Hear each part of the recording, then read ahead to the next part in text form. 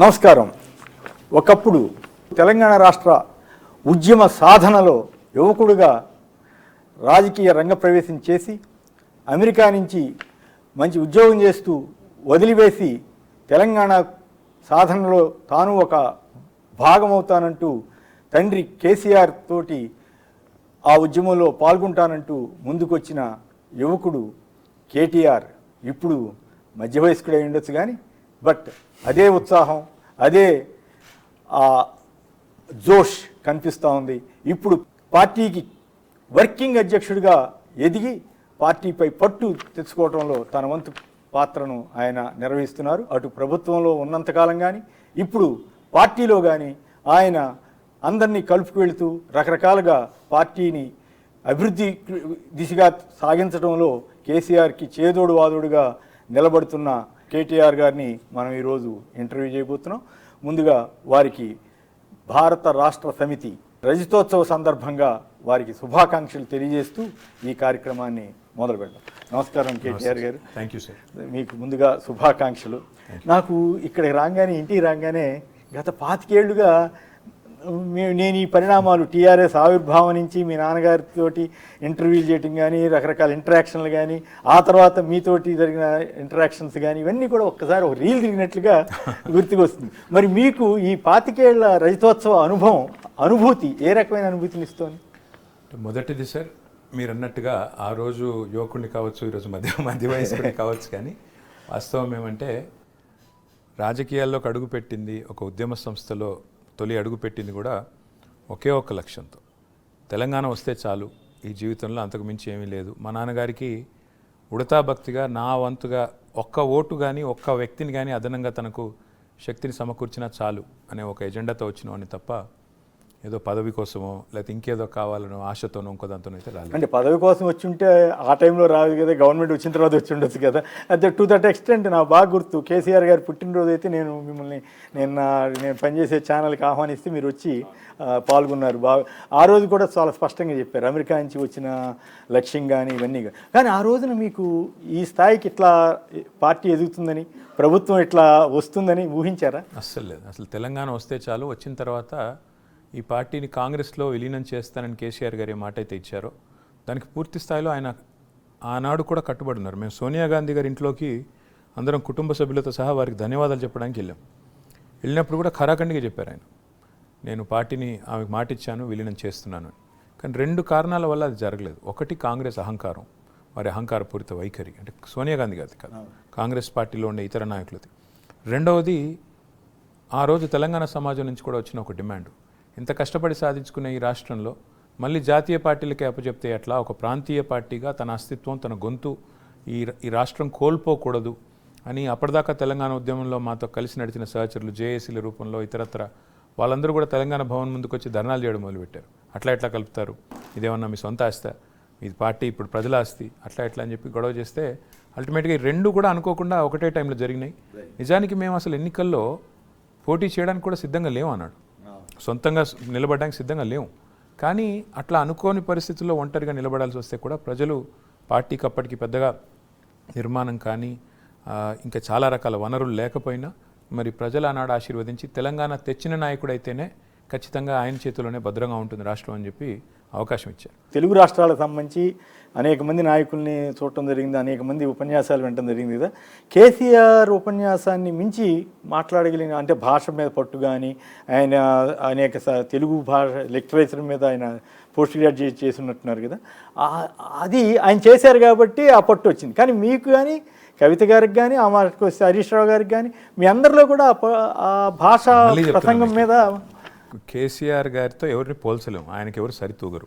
ఎందుకంటే ఆయన ఇక్కడ ఈ రాష్ట్రంలో కాదు, దేశంలోనే అరుదైన వక్త కేసీఆర్ గారు. మొత్తం దేశ రాజకీయ ఇతర భాషల్లో సైతం ఆయన అసలు ఆయన ఉర్దూ మాట్లాడినా, హిందీ మాట్లాడినా, ఇంగ్లీష్ మాట్లాడినా, తెలుగు మాట్లాడినా ఆయన వాగ్దాటి, ఆయన వక్తృత్వం ఇంకెవరికి రాదు. కానీ మా పార్టీలో మీరు దయచేసి ఎప్పుడన్నా వినండి, ఎందుకంటే మొన్న మధ్యన నేనే ఆశ్చర్యపోయాను. ఒక ఆయన విజయానంద్ గారని, ఒక ఆయన మా చెన్నూరు నియోజకవర్గం మంచిర్యాల జిల్లా, ఆయన మాట్లాడుతుంటే నేను మెస్మరైజ్ అయిపోయి చూస్తూ ఉండిపోయాను. అట్లా ఎంతమంది ఉన్నారంటే ఒకరిద్దరు కాదు సార్. ఇప్పుడు మా దేశపతి శ్రీనివాస్ గారు మాట్లాడితే అసలు ఆయన వాగ్దాటి కవిత్వం కూడా కాబట్టి గోదావరి నదీ ప్రవాహంలా ఉంటుంది. అట్లా ఒక్కరిద్దరు కాదు, ఈ రాష్ట్రంలో ప్రస్తుతం బీఆర్ఎస్ పార్టీలో ఇప్పుడు మా జగదీష్ రెడ్డి గారు, అట్లాగే మా నిరంజన్ రెడ్డి గారు ఒక్కరు కాదండి. అంటే ఉద్యమమే ఆ రకంగా తయారు చేస్తే ఉద్యమమే ఉగ్గుపాలతో మీకు ఆ ఉపన్యాస కళని నేర్పించిందని నేను అయితే మీరు అమెరికా నుంచి వచ్చినప్పుడు అప్పుడున్న వాతావరణం ఏంటి? ఆ తర్వాత మీరు అనేక దశలు చూశారు. ఎలక్షన్లో పోటీ చేసేంత వరకు మీరు అప్పటికి ఇంకా ఎలక్షన్లో పోటీ చేయలేదు కదా, కానీ ఎలక్షన్లో పోటీ చేస్తాము, అంత టైట్ ఫైట్ని ఎదుర్కోవాల్సి వస్తుంది, ఆ తర్వాత ఎన్నో ఒడిదుడుకులు ఎదుర్కోవాల్సి వస్తుంది అని మీరు ఎప్పుడైనా ఊహించారు? ఎప్పుడు అనుకోలేదు, నిజంగా ఎన్నికల్లో పోటీ చేస్తాను కూడా అనుకోలేదు.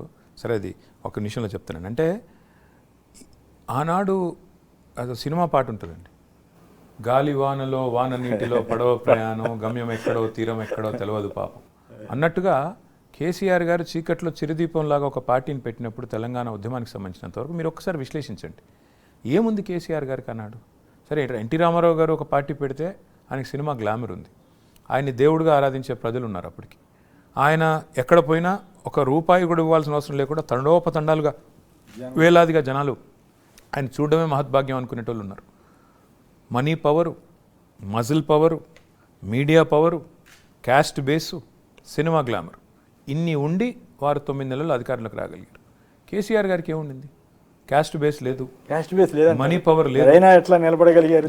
అదే చెప్తున్నాను. ఎందుకంటే ఆ ఉద్యమంలో ఉన్న నిబద్ధత, ఆ ఇష్యూలో ఉన్న నిజాయితీ, చెక్కు చెదరని సంకల్పంతో మధ్యలో ఎన్ని ఎదురు దెబ్బలు తగిలినా, ఎన్ని అపజయాలు ఎదురైనా, ఎన్ని అవమానాలు ఎదురైనా అన్నీ తట్టుకొని నిలబడ్డారు. అందుకే నేను అనేది ఏమంటే 25 ఏళ్ళు తిరిగి చూసుకుంటే హైలైట్ ఆఫ్ దిస్ 25 years ఏంటి అని మీరు నన్ను అడిగితే December 9th, 2009 తర్వాత చాలా జరిగిండొచ్చు. కేసీఆర్ గారు 2 సార్లు ముఖ్యమంత్రి అయి ఉండొచ్చు, చాలా అద్భుతాలు చేసి ఉండొచ్చు. కానీ December 9th, 2009 దశాబ్దాల తెలంగాణ ప్రజల కల నెరవేరి భారత జాతీయ రాజకీయ వ్యవస్థ తల ఒగ్గి ప్రజాస్వామిక స్ఫూర్తితో ముందుకు వచ్చి తెలంగాణ ప్రక్రియ ప్రారంభిస్తున్నామని చెప్పింది ఏదైతే ఉందో దట్ ఈస్ ద పతాక సన్నివేశం. దానికి మించి ఏం లేదు. అయితే కాంగ్రెస్ నాయకులు ఏమంటారంటే మీ ఇద్దరు ఎంపీలతోటే వచ్చిందా? అప్పుడు ఇద్దరే కదా ఉండేది, కేసీఆర్ గారు ఇంకొకరు, మరి ఇద్దరితోటే వచ్చిందా? సోనియా గాంధీ గారు హామీ ఇచ్చారు కాబట్టి ఇచ్చారు, చాలు అంటారు. నేనేమంటానంటే ఎప్పుడైనా కూడా నంబర్ ఏంటన్నది కాదు సార్. అల్టిమేట్గా కేసీఆర్ గారు 36 రాజకీయ పార్టీలను ఒప్పించిన మాట వాస్తవం. ఈ వాదన ఎప్పటి నుంచో చేస్తున్నారు కాంగ్రెస్ వాళ్ళు. పాపం మేము ఇచ్చాము. అప్పుడు నేను అంటాను సార్, మరి అట్లా ఆ మాటకు వస్తే కొద్దిగా చిరాకు అనిపించినా కూడా భారతదేశానికి స్వాతంత్రం తెచ్చింది పోరాట యోధులు గాంధీ గారు, నెహ్రూ గారు, ఇంకా చాలామంది పెద్దలు, బోస్ గారు, ఇంకా చాలామంది. ఇచ్చింది మేము అని బ్రిటిష్ వాళ్ళంటే నికృష్టంగా ఉంటుంది. ఎందుకంటే వేధించిందే వాళ్ళు కదా, వేధించిందే వాళ్ళు. బలవంతంగా తెలంగాణను ఆంధ్రతో కలిపిందే కాంగ్రెస్. 68 ఉద్యమాన్ని అణిచివేసింది కాంగ్రెస్. 370 మందిని పొట్టన పెట్టుకున్నది కాంగ్రెస్. ఇచ్చిన మాట తప్పింది కాంగ్రెస్. తెలంగాణకు అడుగడుగున దగా చేసింది కాంగ్రెస్. 6.5 అంటే ఇప్పుడు మీకు ప్రధాన ప్రత్యర్థిగా ఉంది కాబట్టి ఇట్లా మాట్లాడుతున్నారా? ఒకప్పుడు అదే కాంగ్రెస్ ని మీరు పొగిడారు, సోనియా గాంధీని పొగిడారు కదా. అదే చెప్తున్నాను సార్. నేను ఈ రోజు కాదండి, నేనైతే ఈ రోజు కాదు, చిన్నప్పటి నుంచి నేను మొదటి నుంచి బలమైన నా నమ్మకం ఏంటంటే ఈ దేశంలో ఉండే సకల దరిద్రాలకు కారణం కాంగ్రెస్ అని. ఈ రోజు కాదు, మరి ఎట్లా ఇప్పుడు అదే కాంగ్రెస్ నేషనల్ ఆల్టర్నేటివ్ ఏదని చెప్తారు? మరి ఎందుకు ఉండదండి నేషనల్ ఆల్టర్నేటివ్? అంటే అసలు నేషనల్ పార్టీ ఉంటేనా ఈ దేశంలో? ఏ ఒక్క పార్టీ సర్వస్వతంత్రంగా ఈ దేశంలో అధికారంలోకి వచ్చే పరిస్థితి కనుచూపు మేరలో లేదు. భవిష్యత్తు బీజేపీ వచ్చింది కదా, 2 సార్లు వచ్చింది, ఇప్పుడు 3వ పోయింది కదా. కొద్దిగా కాదు, 33 సీట్లు తక్కువ వచ్చినాయి. ఇప్పుడు వాళ్ళు సంకీర్ణ ప్రభుత్వంలో వాళ్ళు సింహభాగం బాధ్యత వాళ్ళది. భవిష్యత్తులో మీరు చూస్తూ ఉండండి, ఖచ్చితంగా రాబోయే 25-30 ఏళ్ళు సంకీర్ణ ప్రభుత్వాలే ఉంటాయి. అందుకే ప్రజలు అనేది మీకు రాలేదు కాబట్టి వాళ్ళకి ఇట్లా శాపనార్థం పెడుతున్నారు. మీరు చెప్పండి, మీకు ఎందుకు రాలేదు చెప్పండి. మరి మీరు ఎంత తెలంగాణ ఉద్యమం, తెలంగాణ పెద్ద ఫోర్సు, ఇప్పటికీ తెలంగాణ ఆత్మని చెప్తారు కదా, మరి 8 ఒక్క సీటు కూడా పార్లమెంట్లో ఎందుకు తెచ్చుకోలేదు? ఒకటే కారణం, దేశంలో జరుగుతున్న మత రాజకీయాలు ఏవైతే ఉన్నాయో, దేశంలో మతం ఆధారంగా, మతం కేంద్రంగా, మతమే కేంద్ర బిందువుగా జరుగుతున్న రాజకీయాల్లో ఈ దేశ వ్యవస్థ మొత్తంగానే చీలిపోయింది నెట్టినలో. దానికి మీకు చిన్న ఉదాహరణ, మొన్న 543 సీట్లకు ఎన్నికలు జరిగినాయి లోక్సభ. అందులో అయితే మీరు ఎన్డీఏతో ఉన్న వాళ్ళకి సీట్లు వచ్చాయి, లేదా ఇండియాతో ఉన్న వాళ్ళకి సీట్లు వచ్చాయి. లేని వాళ్ళకు వచ్చినాయి కేవలం 18 సీట్లు మాత్రమే. అందులో మీరు చూస్తే వైఎస్ఆర్సీపీకి 4, కమ్యూనిస్టులకి 5, ఇంకా ఇండిపెండెంట్లో ఒక 3-4 గెలిచారు. బిజు జనతాదళ్ 1 గెలిచినట్టుంది. శిరోమణి అకాలీదళ్కు 0, 90 ఏళ్ల పార్టీ.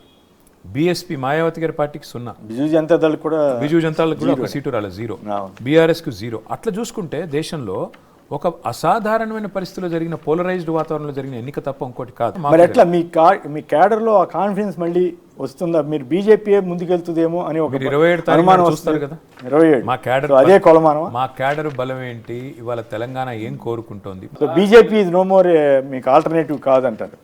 ఇవాళ చెప్తున్నాను, మీరు గుర్తుపెట్టుకోండి, భారతీయ జనతా పార్టీ తెలంగాణలో సింగిల్ డిజిట్ దాటదు.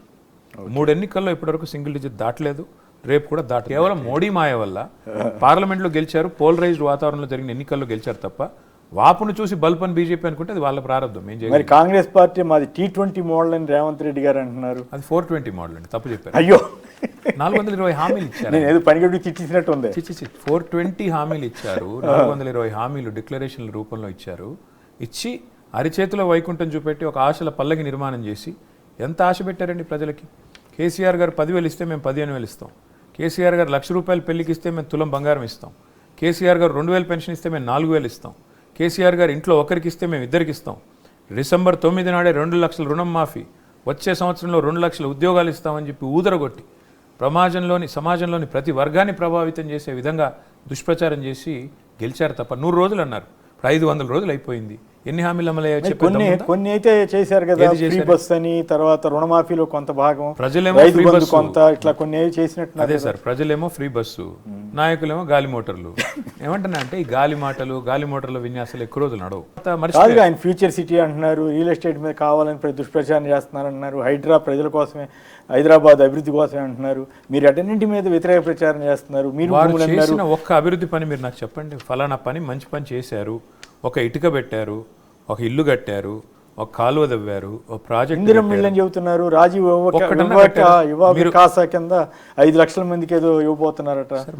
5 లక్షల మందికి 420 హామీలు కూడా ఇచ్చారు. ఒకటన్నా అమలైందా? ఇది అంతే. అంటే ఇప్పుడు అహనా పెళ్ళి ప్రజల్లో బాగా వ్యతిరేకత ఉందా? అహనా పెళ్ళి అంటే సినిమా ఉంటుంది సార్, అందులో కోటా శ్రీనివాసరావు గారు వాళ్ళ ఇంటికి ఎవరినో భోజనాన్ని పిలుస్తారు. పిలిచినాక ఆయన అంటాడు, ఏం తింటారంటే చికెన్ తింటానంటాడు. చికెన్ తింటారా అని చెప్పి ఆయన బావమరిది అంటే అక్కడ కింద పచ్చడి మెతుకులు పెట్టి ముందర కోడిని కట్టేసి చూడు చికెన్ చూస్తూ చికెన్ తిన్న ఫీలింగ్ వస్తుంది అంటాడు. ఇది కూడా అంతే. కాంగ్రెస్ పార్టీ కూడా 420 హామీలు, డిక్లరేషన్లు ఊదరగొట్టి ఎన్ని అబద్ధాలు చెప్పి గెలిచారండి. ఒక్కటన్నా నిజం చెప్పారు. రేవంత్ ప్రభుత్వానికి మీరు ఎన్ని మార్కులు ఇస్తారు ఒకవేళ ఇవ్వాల్సి వస్తే? అంటే మార్కులు వేయాలంటారా వీళ్ళకి? యువదలిస్తే అంటే అల్టిమేట్గా ఈ ప్రభుత్వం అయితే ఎంత నికృష్టంగా పనిచేస్తోంది అంటే, నాకు తెలిసి మైనస్ మార్కులు ఏమైనా ఉంటే వాటికి మైనస్ మార్కులు తప్ప పాజిటివ్ మార్కులు అయితే 0. మైనస్ ఎందుకంటే మైనస్ గ్రోత్ రేట్ ఉంది. ఇప్పుడు ఒక లిక్కర్లో మాత్రం పెరిగిందండి ఆదాయం. లిక్కర్ ఆదాయం బాగా పెరిగింది. మరి దానికి ఏమన్నా మహిళలు మార్కులు వేస్తే అయ్యొచ్చు. అయితే ఇక్కడ ఒక సరదాగా ఒక క్వశ్చన్ వేయాలి. రేవంత్ రెడ్డి గారు సీఎం అవుతానని అనుకునేవాడు, మొత్తం మీద అనూహ్యంగా ఆయన పీసీ ప్రెసిడెంట్ అవటం కానీ టక్కన సాధించేశారు. మరి మీరు అవుతారని చాలా కాలం ప్రచారం అయింది. లాస్ట్ మీరు చెప్పకపోవచ్చు కానీ రకరకాల పరిణామాలు ఇవన్నీ కూడా. మీరు కేసీఆర్ గారు మీకు ఎందుకు ఆ బాధ్యత అప్పచెప్పలేదని మీరు అనుకుంటున్నారు? 2006లో నేను టీఆర్ఎస్లోకి అడుగుపెట్టినప్పుడు, తెలంగాణ ఉద్యమంలో అడుగుపెట్టినప్పుడు జీవితంలో ఎన్నడూ మంత్రి అవుతానని అనుకోలేదు.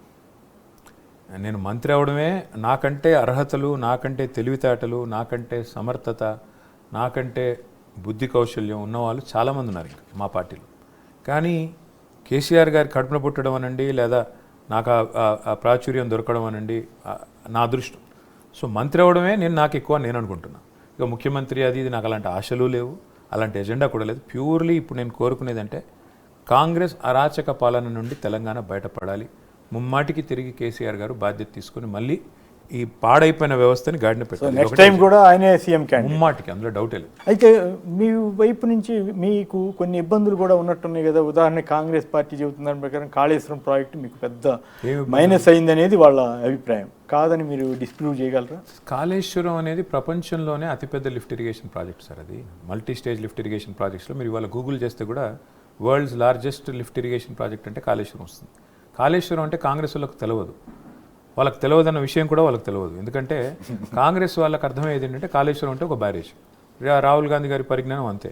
పాపం ఆయన తీసుకెళ్ళి ఒక చిన్న పర్రె పడితే ఆ పర్రెని చూపెడితే ఆయన పాపం మొత్తం పోయిందన్నారు. అంటే ఇలాంటి ప్రాజెక్ట్ని చిన్నగా చేసి చూపే క్రమంలో ఒకచోట పర్రెపడ్డది అంటున్నారు. నేను అడుగుతున్నా, మరి మొన్న ఎస్ఎల్బీసీ మొత్తం కూలిపోయింది, వట్టెం పంప్ హౌస్ మొత్తం మునిగిపోయింది కాంగ్రెస్ గవర్నమెంట్ వచ్చాక, సుంకిశాల రిటైనింగ్ వాల్ కూలిపోయింది, పెద్దవాగు మొత్తం కొట్టుకొని పోయింది. మరి ఎన్నిటికి బాధ్యత ఎవరు వహిస్తారు? ఒక కాళేశ్వరం మీద ఇన్ని నిందలేసే కాంగ్రెస్ ప్రభుత్వం మరి ఎందుకు మిగతా విషయాల్లో అంతే దూకుడు కానీ చొరవ కానీ అక్కడ బాధ్యత కానీ తీసుకోవట్లేదు? అంటే ఇప్పుడు భారత రాష్ట్ర సమితి గడ్డు పరిస్థితిలో ఉందా లేదా మంచి జోష్లో ఉందనుకుంటున్నారా? బ్రహ్మాండమైన పరిస్థితిలో ఉంది. మాకేమైందండి అంటే గడ్డు పరిస్థితి అంటూ ఇంకెవరికైనా ఉంటే ఇప్పుడు కాంగ్రెస్కి ఉంది. ఎందుకంటే వాళ్ళకి హామీలు అమలు చేయాలి. అధికారం ముళ్ళపానుపు. ఆయన ఏదో అనుకున్నారు పాపం, అధికారంలోకి రావడానికి అడ్డగోలు మాటలు మాట్లాడారు, ఇష్టం వచ్చిన హామీలు ఇచ్చారు, మొత్తం కూడితే 420 అయినాయి. ఇక్కడికి వచ్చి కూర్చున్న తర్వాత ఏం చేయాలో తెలవట్లేదు. ఎందుకంటే ఆయనకి అనుభవం లేదు, నేర్చుకునే జిజ్ఞాస కూడా లేదు. దాంతో కింద మీద పడుతున్నారు ఆయన. రైతు బంధు ఎప్పుడు పెంచుతారని అడుగుతున్నాం, మహిళలకు 2500 ఎప్పుడు ఇస్తారని అడుగుతున్నాం, పెళ్ళిళ్ళు అయిపోతున్నాయి, సీజన్ కూడా అయిపోతుంది, తులం బంగారం ఎప్పుడు ఇస్తారని అడుగుతున్నాం, పెన్షన్లు ఎప్పుడు పెంచుతారని అడుగుతున్నాం. సమాధానం లేవు. లేకపోతే ఏం చేయాలి? కక్ష సాధింపు చర్యలకు పాల్పడాలి. అవినీతి, కాకరకాయ, ఎన్నిసార్లు చెప్తారు అదే సోది? నిజంగా అవినీతి ఉంటే నేను రేవంత్ రెడ్డి గారిని అడిగాను, ఫార్ములా ఈ అంటారు. నేను అడిగాను రేవంత్ రెడ్డి గారిని, అయ్యా ఓ పని చేయండి, మీ మీద ఏసీబీ కేసు ఉంది, నా మీద ఏసీబీ కేసు ఉంది, నేను తప్పు చేయలేదు అని చెప్తున్నాను, మీకు నమ్మకం లేదు, ఇద్దరం కలిసి వెళ్ళి లై డిటెక్టర్ పరీక్ష పెట్టుకుని కూర్చుందాం, లైవ్ టీవీ ముందు కూర్చుందాం, ఎవరు దొంగ ఎవరు నిజం చెప్తున్నారు తెలిసిపోనియండి, తప్పేముంది. అయితే ఇక్కడ రేవంత్ రెడ్డి గారు ఓ మాట అంటున్నారు, మీరు కక్ష రాజకీయాలు అన్నారు కదా, మీరు మీ కుటుంబం చేసిన పాపాలు అన్నిటినీ కనుక తీసుకుంటే అసలు జీవితాంతం జైల్లో ఉండాలని ఆయన మొన్న ఈ మధ్య ఎప్పుడు కొంతకాలం క్రితం ఒక వ్యాఖ్య. ఆయన ఫ్రస్ట్రేషన్ ఏంటో నాకైతే అర్థం కావట్లేదు. అసెంబ్లీలో కూడా అడిగారు, జైల్లో పెట్టి ఉండొచ్చు కదా అని. అదే అంటున్నారు సార్, ఆయన ఫ్రస్ట్రేషన్ ఏంటో అర్థం కావట్లేదు. ఆయన కోరుకున్న ముఖ్యమంత్రి పదవి వచ్చిన తర్వాత దిలాసాగా పనిచేయొచ్చు కదా, ఎందుకు ఉల్లాసంగా రోజు నవ్వుతూ తులుతూ తిరగొచ్చు కదా, హ్యాపీగా పని చేసుకోండి, ప్రజలకు సేవ చేయండి. చిన్న వయసులో మీకు ప్రజలు అవకాశం ఇచ్చారు, అదృష్టవంతులు మీరు.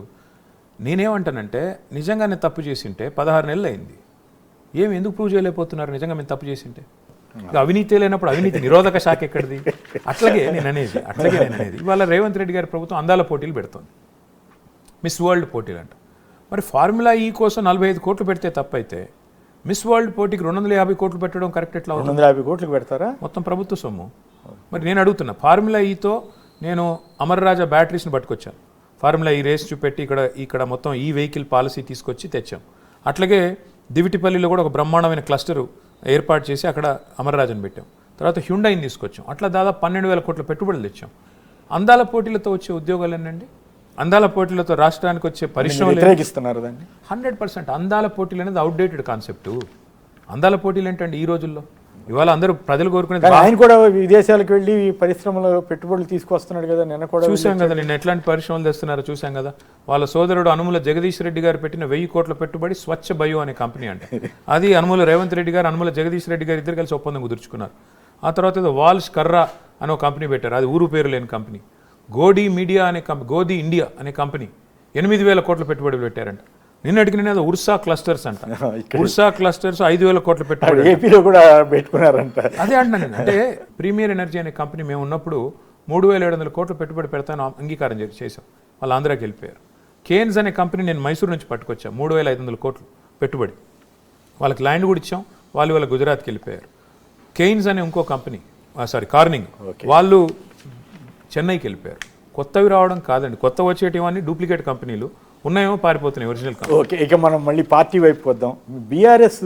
టీఆర్ఎస్ అనేటువంటి నేటివ్ పేరుని మార్చి బీఆర్ఎస్గా చేసి జాతీయ పార్టీగా పెట్టాలన్న మీ ఆకాంక్ష ఆశ అంతా కూడా దెబ్బతిన్నట్లుగా కనిపిస్తుంది. అసలు పార్టీ పేరు మార్చడంలోనే తేడా అనిపిస్తోందా? అస్సలే కాదండి. ఎందుకంటే మీరు ఆలోచిస్తే ఎందుకు చేయాల్సి వచ్చింది అనేది ఒకసారి అర్థం చేసుకుంటే, ఆ రోజు తెలంగాణలో మా ప్రభుత్వం తీసుకున్న సంక్షేమ కార్యక్రమాలు, అభివృద్ధి కార్యక్రమాలు ఎంత అట్రాక్టివ్గా ఉన్నాయి అంటే, ముఖ్యంగా వ్యవసాయదారులకి, మాకు 10ల సంఖ్యలో సర్పంచులు మహారాష్ట్ర నుంచి వచ్చి మమ్మల్ని మీ రాష్ట్రంలో కలుపుకోండి అంటూ వాళ్ళ గ్రామ పంచాయతీ తీర్మానాలు మాకు ఇచ్చిన పరిస్థితి. రైతు బంధు అనే పథకం కేసీఆర్ గారు ఇక్కడ ప్రవేశపెడితే తెలంగాణలో 2016-17లో అనుకుంటాను, దేశంలో 11-12 రాష్ట్రాలు దాని నుండి స్ఫూర్తి పొంది వాళ్ళు వివిధ పేర్లతో, కాలియా అని, కృషి బంధు అని రకరకాల పేర్లతో వాళ్ళు పెట్టుకున్నారు. ఇవన్నీ చూసిన తర్వాత మాకు వచ్చిన ఆలోచన ఏమంటే, రాబోయేదంతా సంకీర్ణ కాలం. మరి మనం కూడా ఒక 25-30 పార్లమెంట్ సీట్లు కనుక సాధిస్తే, తెలంగాణలో 10-15, బయట ఒక 10-15 సాధిస్తే, డెఫినెట్గా కేంద్రంలో కూడా తెలంగాణ వాడి సత్తా సాటొచ్చు, జాతీయ రాజకీయాల్లో కూడా తెలంగాణ వాడి పాత్ర ఉండాలి అనే ఉద్దేశంతో పోటీ చేయాలనుకున్నాం. మరి పోటీ చేయాలి, టీఆర్ఎస్గా మహారాష్ట్రలో పోటీ చేయాలంటే తెలంగాణ పార్టీ అంటారు. అట్లా కాకుండా భారత్ అనే పేరు పెడితే భారతదేశంలో మరి ఇతర రాష్ట్రాల్లో కూడా గ్రో అవ్వడానికి ఆస్కారం ఉంది. ఫైనల్గా దెబ్బతిన్నారు కాబట్టి ఈ ఆలోచన వస్తుంది కదా, మళ్ళీ పార్టీ పేరు మార్చే ఆలోచన అట్లా ఏం లేదా? అంటే సార్ మీరు ఒకటి ఆలోచించండి, పార్టీ పేరు మారిన తర్వాత కూడా మా జెండా మారలేదు, మా ఎజెండా మారలేదు, మా నాయకుడు మారలేదు, మా ఎన్నికల సింబల్ మారలేదు. 37% ఓట్లు వేశారు ప్రజలు మాకు, మూడవసారి 39 సీట్లు ఇచ్చారు. వాళ్ళని అగౌరవపరిచినట్టు అవుతుంది కదా. మరి మేము ఇప్పుడు మళ్ళీ పేరు మార్చుకుని నెక్కిపోతే మళ్ళీ అయితే ఇక్కడ ఒక పాయింట్ చెప్పండి. గత శాసనసభ ఎన్నికల్లో ఆశ్చర్యంగా హైదరాబాద్ చుట్టుపక్కల మొత్తం వేవ్ వచ్చింది. రూరల్ ప్రాంతంలో జిల్లాల్లో కొన్ని జిల్లాల్లో పూర్తిగా నెగిటివ్ వేవ్ అయింది. ఎందువల్ల అనుకుంటున్నారు? సమీక్ష చేసుకున్నారు? ఇంతవరకు నాకు అర్థం కాలేదండి. ఎందుకంటే మీరు గమనిస్తే చాలా విచిత్రంగా జరిగింది. మన తెలంగాణ రాష్ట్ర శాసనసభ ఎన్నిక ఓఆర్ఆర్ లోపల మొత్తం మేము గెలిచారు. ఒక్క సీటు కూడా కాంగ్రెస్కి రాలేదు ఓఆర్ఆర్ లోపల. పెద్ద ఆల్మోస్ట్ 1/3 పాపులేషన్ ఉంటుంది మొత్తం తెలంగాణ. ఇక్కడేమో మేము గెలిచాం. దక్షిణ తెలంగాణకి పోతే నల్గొండ, ఖమ్మము, మహబూబ్నగర్ పోతే మొత్తం కాంగ్రెస్ గెలిచింది, వరంగల్ కూడా కలుపుకుంటే. ఇటువైపు పోతే ఆదిలాబాద్, నిజామాబాద్ బీజేపీ గెలిచిన సీట్లన్నీ ఆడే గెలిచింది. సో ఇది నిజంగా కూడా చాలా వైవిధ్యంగా జరిగింది. అంటే ఇక్కడ మాబోటి వాళ్ళకి ఏమనిపిస్తుంది అంటే కేసీఆర్ గారి ప్రభావం కానీ, మున్సిపల్ మంత్రిగా హైదరాబాద్ చుట్టూ మీరు చేసినటువంటి కొన్ని యాక్టివిటీస్ మంచిగా చేశారని జనరల్గా ఫీలింగ్ వచ్చింది. అవి కూడా ఏమన్నా ఉపయోగపడి ఇక్కడ మాత్రమే వచ్చిందా? బట్ వేరే గ్రామీణ ప్రాంతంలో దెబ్బతింట నాకు అర్థమైందైతే గ్రామాల్లో ఒక చోట ఒక చావిడి కిందనో ఒక రచ్చబండ కిందనో గుమిగూడి ప్రజలు మాట్లాడుకుంటారు. ఈ జరిగిన దుష్ప్రచారం కానీ వదంతులు కానీ ఎక్కువగా ప్రభావితం చేస్తాయి. అంటే ఉదాహరణకి ఏదో జరిగిపోయింది కాళేశ్వరంలో అనే ఒక ప్రచారం గ్రామాలను బహుశా ఎక్కువ ప్రభావితం చేసినట్టుంది. ఏదో జరిగిపోయింది, ఏదో అవినీతి జరిగిపోయింది అనేది. కానీ అట్లాగే దళిత బంధు విషయంలో ఇప్పుడు ఎట్లా ఉంటుందంటే కొన్ని పథకాలు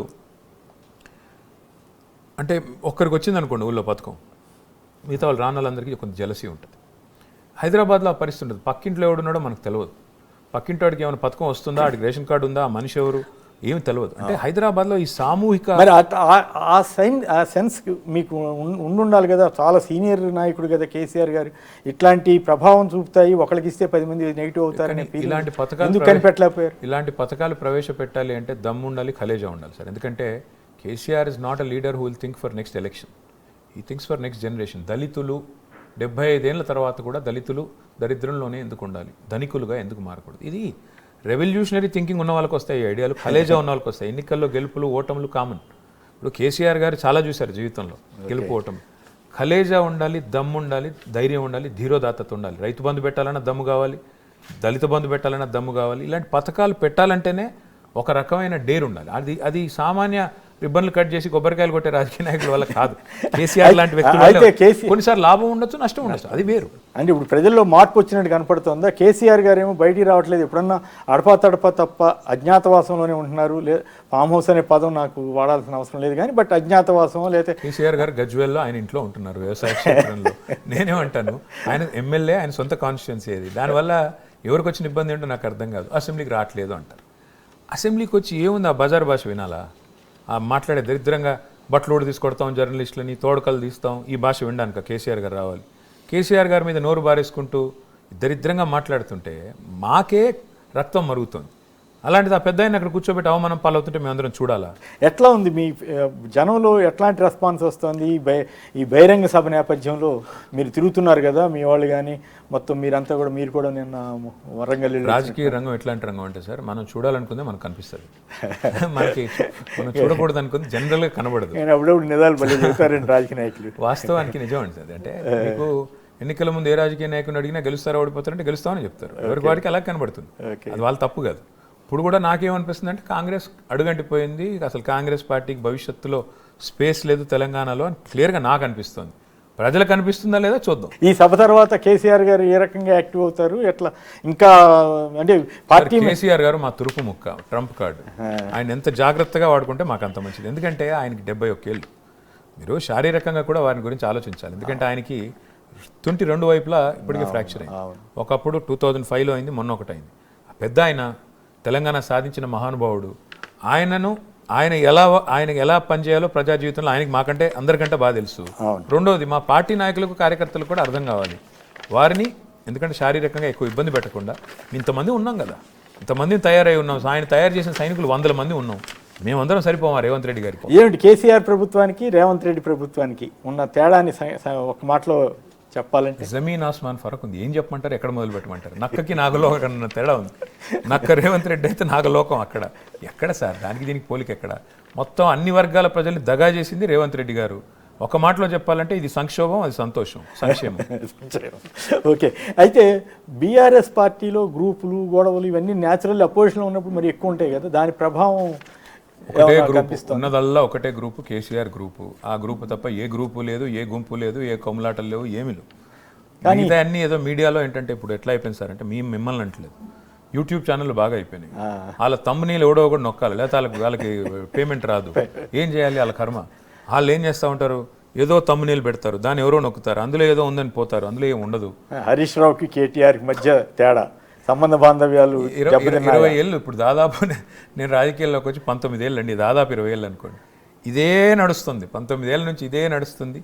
నేను మళ్ళీ చెప్తున్నా సార్, సిన్సియర్గా చెప్తున్నా, మా అందరికీ కావాల్సినంత పని ఉంది, కావాల్సినంత చేయాల్సినంత ఎజెండా ఉంది. మా అందరి ఎజెండా తిరిగి తెలంగాణ మళ్ళీ పట్టాలెక్కాలి, ఈ కాంగ్రెస్ అరాచక పాలన నుంచి విముక్తి కావాలి. కేసీఆర్ గారి నాయకత్వం రాష్ట్రం కోరుకుంటోంది, ముమ్మాటికి దానికి అనుగుణంగా. అంటే ఆయన సీఎం యాస్పిరెంట్లో హరీష్ రావు కూడా ఉంటారేమో అనేటువంటి. కేసీఆర్ గారు ఉన్న తర్వాత ఇవన్నీ నేనేమంటాను సార్, అల్టిమేట్గా ఎవరి పార్టీకి వాళ్ళు ఊహించుకుని, అంటే మనుషులకి మానవ నైజం ఏమంటే అంతా బాగుంటే మనకు మనకు మంచిగా అనిపించేది, ఏదో ఒకటి నెగిటివ్ వెతకాలి మనం. హైదరాబాద్ సంబంధించి హైడ్రా, రియల్ ఎస్టేట్ ఎట్లా ఉన్నాయి అనుకుంటున్నారు? హైడ్రా నేను అడిగేది ఒకటి, కొమ్మినేని గారు మీరు నాకు నిజాయితీగా చెప్పండి, హైడ్రా ప్రతాపం అంతా పేదల మీదేనా, పెద్దవాళ్ళ మీదకి పోరా? హైడ్రా అంటే అనుముల తిరుపతి రెడ్డి గారి ఇల్లు సేఫ్, పట్నం మహేందర్ రెడ్డి గారి farm house safe, Ponguleti Srinivasa Reddy గారి ప్యాలెస్ సేఫ్. కానీ పేదలు మాత్రం వాళ్ళ గూళ్ళ మీద మాత్రం, వాళ్ళ కడుపుల మీద మాత్రం కొడతారు. ఇదేం హైడ్రా అండి? ఎవరి కోసం హైడ్రా? భయభ్రాంతులకు గురి చేసి, బ్లాక్మెయిల్ చేసి, బిల్డర్ల దగ్గర డబ్బులు దొబ్బడానిక? నేను అడిగేది. ఇంత నికృష్టమైన పని నాకు తెలిసి ఏ ముఖ్యమంత్రి చేయలేదు. ప్రధానమంత్రి గారు స్వయంగా చెప్పారు, ఆర్ఆర్ ట్యాక్స్ వసూలు అవుతోంది హైదరాబాద్లో అని. ఇప్పుడు కాదు, ఏప్రిల్ 2024లో చెప్పారు. ఆయన మర్చిపోయారు, వార్షికోత్సవం కూడా అయిపోయింది అనుకోండి. సరే, ఆర్ఆర్ ట్యాక్స్ అనే ఆరోపణ, రాహుల్ రేవంత్ ట్యాక్స్ అనే ఆరోపణ స్వయంగా ప్రధానమంత్రి నోటి నుంచి వచ్చింది అంటే ఢిల్లీ దాకా పాకింది వీళ్ళ కీర్తి. ఒక్కొక్క బిల్డర్ దగ్గర తాట తీసి స్క్వేర్ ఫీట్కి 200, ఫ్యామిలీ అండ్ ఫ్రెండ్స్ డిస్కౌంట్ 100 రూపాయలు, ఈ టైప్లో వసూలు చేస్తారు. ఇది వాస్తవం. ఓకే, ఈరోజు హైదరాబాద్లో రియల్ ఎస్టేట్ రంగం కుప్పకూలడానికి కారణం ఒకే ఒక్క వ్యక్తి, అనుముల రేవంత్ రెడ్డి. ఆయన దుందుడుకు చర్యలు, ఆయన తెలివి తక్కువ అనాలోచిత నిర్ణయం. ఈ వచ్చే ఎన్నికల నాటికి త్రిముఖ పోటీ జరిగితే ఎట్లా ఉంటుందనుకుంటున్నారు పరిస్థితి? దాంతోపాటు బీజేపీ, టీడీపీ, జనసేన ఈ మూడు కూడా ఏమన్నా కలిసే అవకాశం ఉందని ఒక ప్రచారం జరుగుతూ ఉంది. అలాగే మీరు ఇంకెవరితోటైనా పొత్తు పెట్టుకునే అవకాశం కానీ భవిష్యత్తులో ఉంటుందా? మాకు ఇప్పటికీ 3 ఎన్నికలు సార్ తెలంగాణ వచ్చిన తర్వాత. 3ట్లో ఒంటరిగానే పోటీ చేశాం. బహుశా 99% నాకున్న అవగాహన మేరకు భవిష్యత్తులో కూడా ఒంటరిగానే పోటీ చేస్తాం. ఎందుకు అంటే మాకు ఒంటరిగానే ఆ బలం ఉంది, ఆ సత్తా ఉంది, మా పర్ఫార్మెన్స్ ఉంది, మా ట్రాక్ రికార్డ్ ఉంది. సో త్రిముఖ పోటీ వల్ల మీకేమీ నష్టం జరగదు. మాకున్న ఒకే ఒక్క ముఖం కేసీఆర్ గారు. ఆ ఒక్క ముఖం చాలు, ఎన్ని త్రిముఖాలు త్రిభుజాలు ఎన్నైనా కూడా ఇబ్బంది లేదు. రైట్, ఫైనల్గా బీఆర్ఎస్ రైతోత్సవ భారీ సభ ఏమాత్రం వస్తారు, ఎట్లా స్పందన మీకు వస్తుందనుకుంటున్నారు? దాని ఎఫెక్ట్ ప్రభుత్వం మీద కానీ తినబోతూ రుచులు అడగకూడదు అంటారు కదా, ఎల్లుండే కదండి సభ. ఓకే, లక్షలాదిగా మా కార్యకర్తలు వస్తారు, మా నాయకులు వస్తారు. డెఫినెట్గా కేసీఆర్ గారి సందేశం వినాలనే ఉత్సాహం, కరోనా సమయంలో ఎట్లయితే కేసీఆర్ గారి ప్రసంగం కోసం ఆ రోజు చెవులు రిక్కించి టీవీల ముందు ప్రజలు కూర్చునేవారు, ఆ స్థాయిలో మళ్ళీ ఒకసారి ఆ ఉత్సాహం, ఉత్సుకత ఉంది. తప్పకుండా సూపర్ హిట్. రైట్, తనదైన శైలిలో యథాప్రకారం ముందుగా మనం అనుకున్నట్లుగా మంచి భాష, వాగ్దాటి, పంచి డైలాగులతోటి కేటీఆర్ గారు తన ఇంటర్వ్యూలో స్పష్టతతోటి సమాధానాలు ఇచ్చారు. వారికి మరొకసారి శుభాకాంక్షలు తెలియజేస్తూ నమస్కారం అండి. Thank you.